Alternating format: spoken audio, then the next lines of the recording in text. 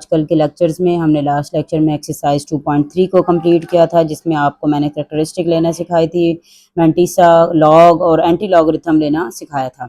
Okay जी, अब exercise हमारे पास आ गई है 2.4। इसमें से चंद एक क्वेश्चन हम लोग ट्राई करेंगे आज के लेक्चर में। तो लेट्स स्टार्ट करते हैं। Question number 1। क्वेश्चन नंबर 1 देखें आपके पास क्या दिया हुआ है। क्वेश्चन नंबर 1 है, without using calculator evaluate the following. क्या आपने कैलकुलेटर का इस्तेमाल किए बगैर इसको क्या कर देना है, सॉल्व करना है। ओके जी, उससे पहले मैं आपको एक लॉ बता देती हूँ जो कि आपको पहले से पता होना चाहिए और अच्छी तरीके से समझ भी आनी चाहिए कि वो आपके पास क्या हो सकता है। अगर आपके पास दो लॉग की बेस और वैल्यू दोनों सेम आ जाएं तो वो दोनों कैंसिल होकर क्या बना देती हैं, 1 बना देती हैं। ठीक है, आपके पास क्या बन जाना चाहिए, उसमें 1 आ जाता है। ओके, देखें सबसे पहला लॉ हमारे पास आ जाता है प्रोडक्ट लॉ के दो वैल्यूज के दरमियान में अगर प्लस होगा, अगर आपके पास दो लॉग की वैल्यू के दरमियान प्लस होगा तो या मल्टीप्लाई होगा तो वो किस में चेंज हो जाएगा, प्लस में कन्वर्ट हो जाएगा। कि अगर दो वैल्यूज लॉग की जो है वो अगर मल्टीप्लाई हो रही हैं तो उन्हें हम सेपरेट करके किस में लिखेंगे, प्लस में। फिर हमारे पास आ जाता है कोशेंट लॉ, जिसमें हमारे पास अगर दो वैल्यूज डिवीजन में मौजूद हैं तो वो किस में कन्वर्ट हो जाती हैं, माइनस में, और अगर माइनस में मौजूद होंगी तो वो किस में कन्वर्ट हो जाएंगी, डिवाइड में। ये हमारे पास आ गया कोशेंट लॉ। आपने जस्ट लॉज याद रखने हैं, इनको प्रूफ करना आपके लिए नहीं आता पेपर में। नेक्स्ट हमारे पास है पावर लॉ। अगर लॉग की वैल्यूज के साथ पावर गिवन हो तो पावर हमेशा लॉग से पहले आ जाती है। ठीक है, जैसे x की पावर n है तो उन्होंने क्या किया, n को पहले लिख लिया है। ओके जी, एक और हमारे पास है चेंज ऑफ बेस लॉ। ये एक इंपॉर्टेंट लॉ है जिसको आपको पता होना चाहिए। Change of base law, log b of x is equal to log b x and log a b. कि अगर आपके पास ये वैल्यूज गिवन हैं लॉग बी और एक्स की तो उसको आप किस फॉर्म में लिखोगे। एक और थर्ड वैल्यू को यकीनन आपके पास लॉ में मौजूद होगी क्वेश्चन में, वो आपके पास होगी log a of x and log a of b. यानी कि वो थर्ड वैल्यू को आपने समझना है कि ए है और यहाँ पर जो x है वो आपके पास x होगा, और जो यहाँ बेस है यानी कि जो b है वो आपके पास नीचे डिवाइडेड में भी बेस बन जाएगा। ओके जी, इन क्वेश्चंस को करते हैं और कुछ चीज़ें साथ साथ आपको क्लियर होती जाएंगी क्वेश्चंस के साथ। क्वेश्चन नंबर 1 है, विदाउट यूजिंग कैलकुलेटर आपने इवेलुएट करना है। क्वेश्चन नंबर 1 लिखते हैं। क्वेश्चन नंबर 1 देखें। क्वेश्चन नंबर 1 है, without using log 2 into 8 minus log 2 into 9। ठीक है, तो देखें दोनों में आपके पास क्या वैल्यू मौजूद है, माइनस है। तो हम इसको पहले तो सबसे पहले सिंगल लॉग में कन्वर्ट करेंगे। किसमें हम यूज करेंगे, कोशेंट लॉ को यूज करेंगे और सिंगल में कन्वर्ट कर देंगे 18, और ये जो माइनस है ये किसमें कन्वर्ट हो जाएगा, डिवाइड में, और 9 आ जाएगा। ये हमारे पास क्या हो गया, quotient law. 9 1s are 9 2s are।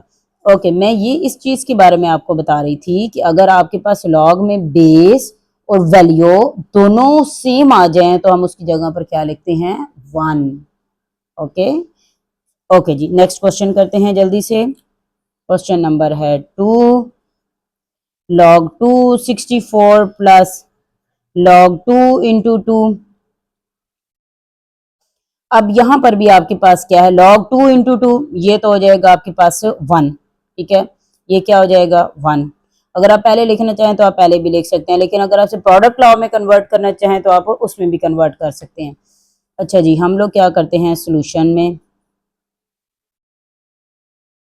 log 2। अब 64 किस 2 की फॉर्म में आ जाता है, 2 में लिखते हैं 2 3s are 2, 2 1 and 6, 2 8, 2 4, 2 2 and 2 1, 1 2 3 4 5 और एक 6, 2 की पावर 6 में आ जाएगा प्लस ऑफ 1। अब अभी हमने पढ़ा जो हमारा पावर लॉ होता है जिसमें अगर वैल्यू पावर की हो तो वो लॉग से क्या कर देते हैं, पहले लिख लेंगे। तो आ जाएगा 6 log 2 इंटू 2 प्लस 1। तो अभी आपने पढ़ा है, मैंने अभी आपको बताया है कि जब वैल्यू और पावर दोनों सेम हो जाएं तो वो किसके बराबर आ जाती हैं, 1 के। तो क्या बन जाएगा, 6 प्लस 1 इक्वल टू 7। ये हमारा answer. Very very simple question. बस थोड़ी बहुत जो आपके पास जो टेक्निक्स हैं क्वेश्चंस करने की वो आपने बस सीखनी है, otherwise questions are very very easy and simple. Okay जी, क्वेश्चन नंबर हम लोग स्टार्ट करते हैं 3 का। क्वेश्चन नंबर है 3, 1/3 log base 3 into 8 minus log 3 into 18।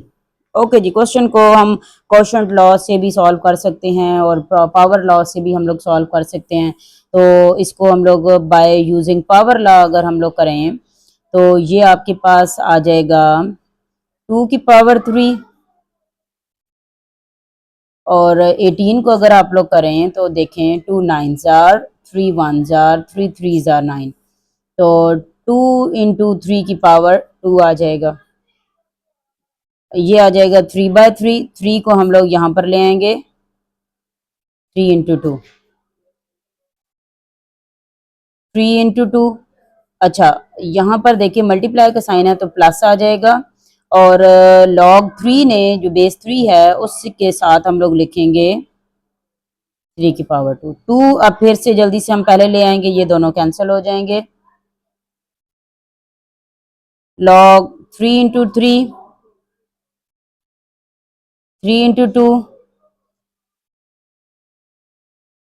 3 into 3। ठीक है जी, ये भी हमारा 1 आ गया, बेस एंड वैल्यू दोनों सेम आ गई, तो ये हो गया 1।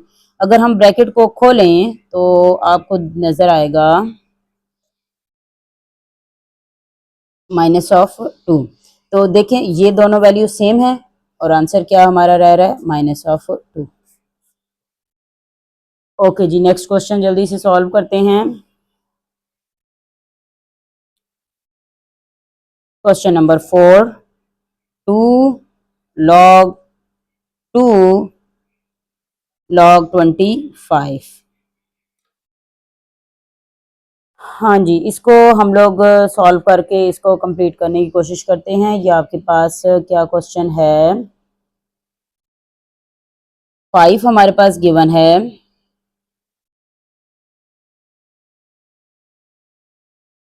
5 की पावर 2,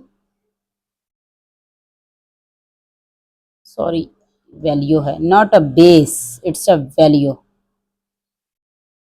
2 पहले आ जाएगा और यहाँ पर रह गया 5। ठीक हो गया।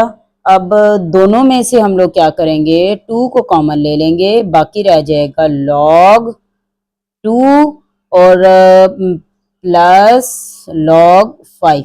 अगर हम लोग log भी कॉमन ले लें तो क्या बन जाएगा आपके पास 2 मल्टीप्लाई 5, यानी कि हम प्रोडक्ट लॉ यूज करेंगे। ठीक हो गया, प्रोडक्ट लॉ के मुताबिक 2 लॉग वैल्यू होगी 10। अगर हम लोग कैलकुलेटर से देखें तो log 10 जो भी वैल्यू होती है वो बराबर होगी 1 के, तो आंसर आ गया 2। log 10 इक्वल टू 1 के होता है। तो ये क्वेश्चन सॉल्व हो गया हमारा, वेरी सिंपल। नेक्स्ट क्वेश्चन करते हैं। इस एक्सरसाइज के तकरीबन सारे ही क्वेश्चन करने वाले हैं जो क्वेश्चन नंबर 1 के हैं। बाकी जो क्वेश्चन मुझे लगा कि आप बहुत इजीली कर सकते हैं वो आप लोग खुद करेंगे।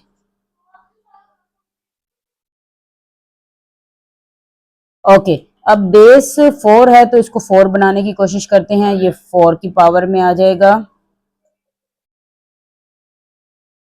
तो 64 4 की बेस में अगर चेक करें, 4 1s are 2 carry, 4 6 are 4 4s are 4 1s are, कितना है 4 की पावर 3, 2 log 5, और ये कितना आ जाएगा 5 की पावर 2। प्रोडक्ट लॉ के सॉरी कोई पावर लॉ के मुताबिक पावर हमारी क्या आ जाएगी लॉग से पहले, बाकी टर्म 4 इंटू 4 रहेगी। यहाँ पर भी पावर आ जाएगी लॉग से पहले 5 इंटू 5।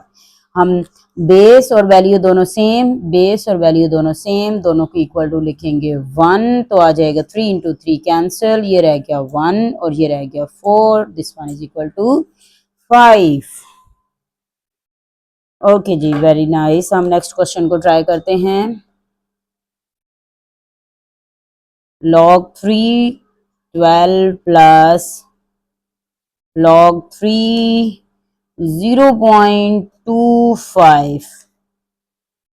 ओके जी, 0.25 आपके पास मौजूद है, तो इसको जल्दी से सॉल्व करते हैं।